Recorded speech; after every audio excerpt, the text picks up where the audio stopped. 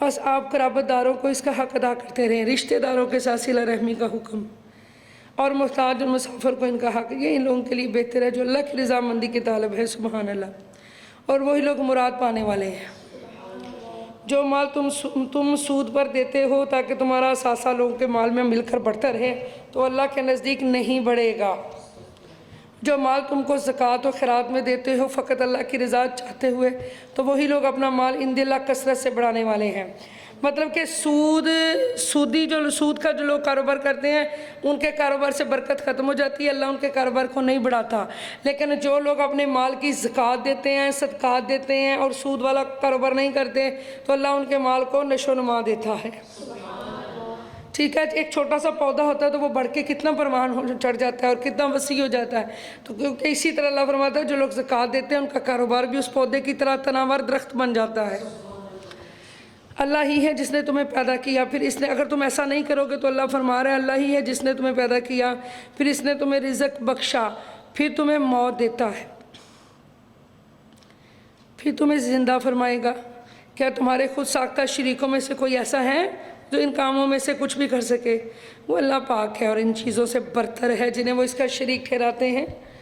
اور بحر و بر میں فساد ان گناہوں کے باعث پھیل گیا جو لوگوں کے ہاتھوں نے کما رکھے ہیں، تاکہ اللہ انہیں بعض برے اعمال کا مزہ چکھا دے جو انہوں نے کیے ہیں، تاکہ وہ باز آ جائیں جو فسادی لوگ ہیں، فساد پھیلانے والے۔ آپ فرما دیجئے تم زمین میں سیر و سیاحت کیا کرو، پھر دیکھو پہلے لوگوں کا کیسا عبرتناک انجام ہوا، ان میں سے زیادہ تر مشرک ہیں۔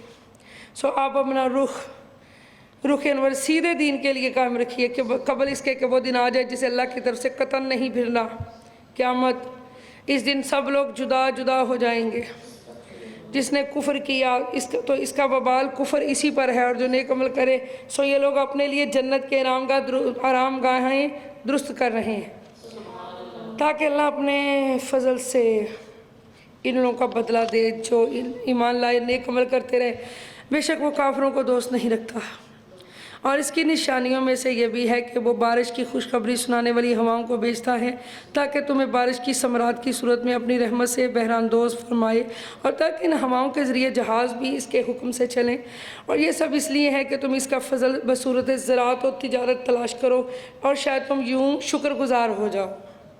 اور در حقیقت ہم نے آپ سے پہلے رسولوں کو ان کی قوموں کی طرف بھیجا اور وہ ان کے پاس واضح نشانیاں لے کر آئے، پھر ہم نے تکذیب کرنے والے مجرموں سے بدلہ لیا۔ انکار کرنے والے اور مومنوں کی مدد کرنا ہمارے ذمہ کرم پر اور ہے، یعنی ہم مومنوں کی مدد کل بھی کرتے تھے، آج بھی کریں گے۔ اللہ ہی ہے جو ہواؤں کو بھیجتا ہے، وہ بادل کو ابھارتی ہیں، پھر وہ اس بادل کو فضائے آسمان میں جس طرح چاہتا ہے پھیلا دیتا ہے۔ سمجھ آن رہی ہے کہ یہ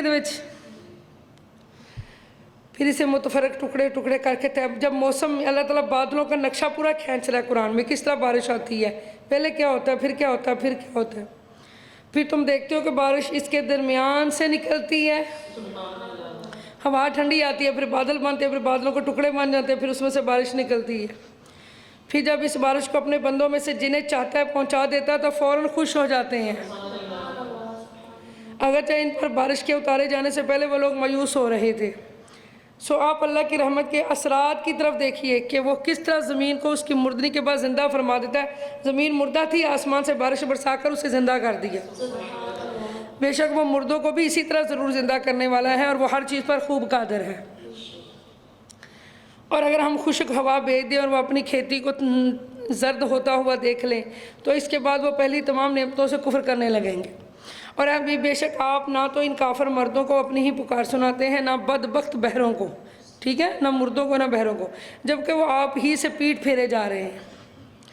اور نہ ہی آپ ان اندھوں کو جو محروم بصیرت ہیں گمراہی سے راہ ہدایت پر لانے والے ہیں۔ آپ تو صرف انہی لوگوں کو فہم اور قبولیت کی توفیق کے ساتھ سناتے ہیں جو ہماری آیتوں پر ایمان لے آتے ہیں، سو وہی مسلمان ہیں، اور ان کے سوا کسی اور کو آپ سناتے ہی نہیں ہیں۔ یعنی قرآن کا سننا بیٹا واجب ہے۔ قرآن جب پڑھا جاتا ہے اس میں بولنا نہیں چاہیے، پوری توجہ کے ساتھ قرآن سننا چاہیے۔